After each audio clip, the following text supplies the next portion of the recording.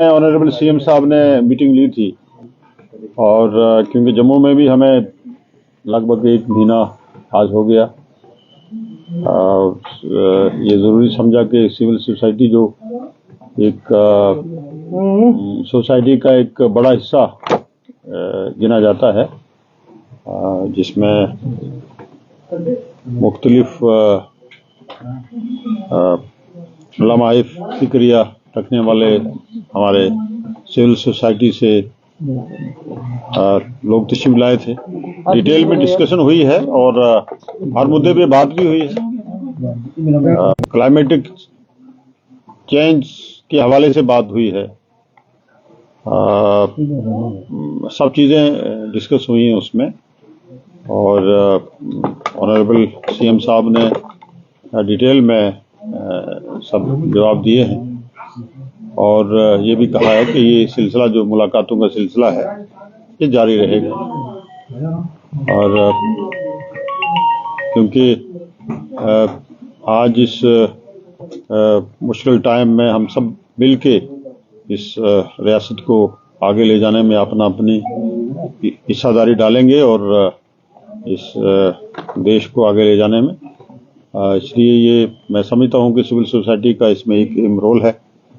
जहाँ सरकारें काम करती हैं वहाँ सिविल सोसाइटी से हमें फीडबैक मिलती है और हमें ये माहौल का पता चलता है, इलाके का पता चलता है और क्या इस वक्त सिविल सोसाइटी और क्या सिचुएशन लेके हम लोग चल रहे हैं आगे, ये सब चीज़ें जो हैं आज सीएम साहब के सामने आई हैं। सर कितना अहम है दरबार मूव, क्योंकि आने वाले टाइम में कहा जाता है कि वंदे भारत ट्रेन भी चलेगी दिल्ली से श्रीनगर तक और जम्मू धीरे धीरे साइड लाइन होता जा रहा है और यहाँ के बिजनेस हब पर एक बहुत बड़ा प्रेशर जो है वो बन रहा है और कहीं ना कहीं बिजनेस क्लास को जो है आने वाले टाइम में नुकसान उठाना पड़ सकता है अगर दरबार मूव को रेस्टोर नहीं किया जाए। देखिए, इसमें शक नहीं है कि अप्रीहेंशन है जम्मू के लोगों को, लेकिन सवाल इस बात का है कि जिन लोगों ने दरबार मूव एक पुरानी सदियों की ट्रेडिशन दरबार मूव यहाँ होते थे, दरबार मूव होना सिर्फ सरकार का कारोबार और सरकार के कामकाज की बात ही नहीं है, बल्कि यहाँ दो कौमी नज़रिया का एक ये बड़ा सबूत ट्रेडिशन की शक्ल में हमारे सामने आता था। जहाँ दोनों अतराफ के हमारे लोग जो हैं एक दूसरे से घुल मिल जाते थे और हर आदमी को ये शौक़ रहती थी कि अब दरबार मूव होने वाला है, हमें कश्मीर जाना है, कश्मीर के लोगों को दरबार मूव होने वाला है, हमें जम्मू में जाना है। तो वो एक परंपरा और एक जो पुराना यहाँ एक सिस्टम था वो बंद कर दिया। लेकिन अफसोस की बात यह है कि जम्मू के लोगों ने उनको कभी पूछा नहीं और आज सरकार के सामने ये इश्यूज आए हैं। सरकार पहले ही जो हमारी पहली कैबिनेट मीटिंग ऑनरेबल सीएम साहब की सदारत में हुई थी, वहाँ ही उन्होंने कह दिया था कि हम इस साल पार्शली रहेगा और नेक्स्ट ईयर हम पूरी तरीके से दरबार मूव करेंगे।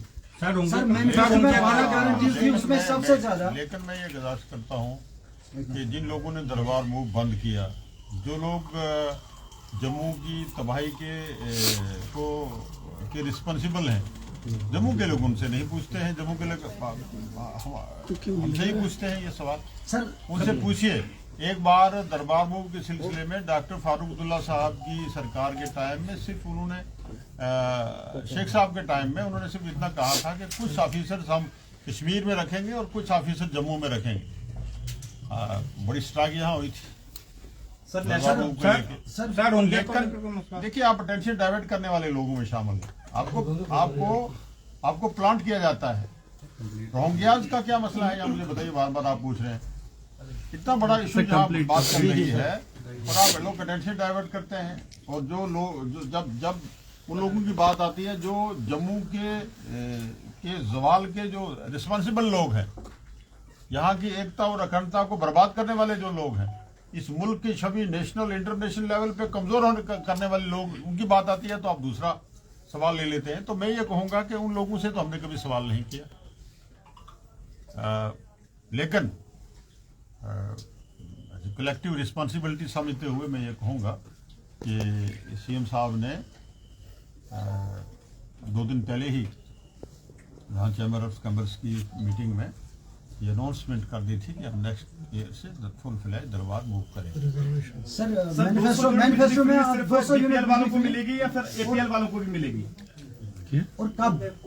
क्या जी? सर 200 यूनिट बिजली जो की बात मैनिफेस्टो में कही गई थी, क्या वो सिर्फ बीपीएल वालों को मिलेगी या एपीएल वालों को भी मिलेगी? मैनिफेस्टो में क्लियर है, आप देख लें मैनिफेस्टो, बार बार हमने उस पर कहा है और वो एज पर जो हमारी कमिटमेंट थी उसके मुताबिक। सर डेली वेजेस का भी मामला जो है वो आप सामने आया कि लोगों को उम्मीद थी आपकी सरकार बनने के बाद कि आप कुछ करेंगे डेली वेजेस को लेकर।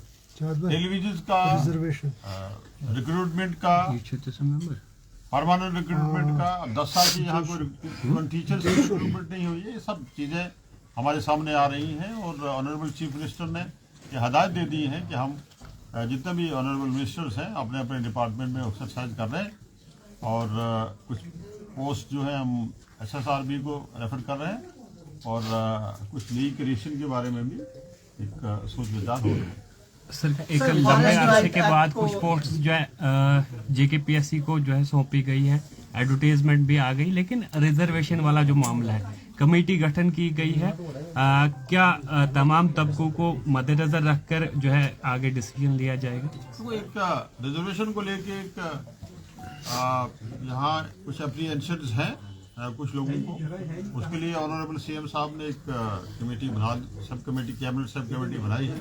अब कैबिनेट सब कमेटी तमाम स्टेक होल्डर्स को सुनेगी और उसके मुताबिक बात करें। सर स्टेटहुड को लेकर भी आज कोई बातचीत हुई है? क्योंकि स्टेटहुड की डिमांड तो लोग करते हैं और हम भी ये चाहते हैं कि स्टेटहुड हमारे साथ जो वादा था और जो हमारा बुनियादी हक है, हमें क्यों स्टेटहुड से महरूम रखा गया है, एक बड़े अफसोस की बात है। और ये on the floor of house honourable prime minister ने, ऑनरेबल होम मिनिस्टर ने और even supreme court of India की भी डायरेक्शन है। तो हमें उम्मीद है कि इन सब चीज़ों का लिहाज रखते हुए हमें स्टेट जो है वो विजन डेज मिलनी चाहिए। सर स्टेट के साथ स्पेशल स्टेटस की भी मांग उठेगी, जम्मू कश्मीर के लोगों को स्पेशल स्टेटस मिलना चाहिए जैसे दूसरे राज्य के लोगों को मिला हुआ है। स्पेशल स्टेटस की भी मांग होगी। प्लीज निकले आप प्लीज निकलो। अब चलो निकलो, दूसरे ग्रुप को भी मौका दो यार।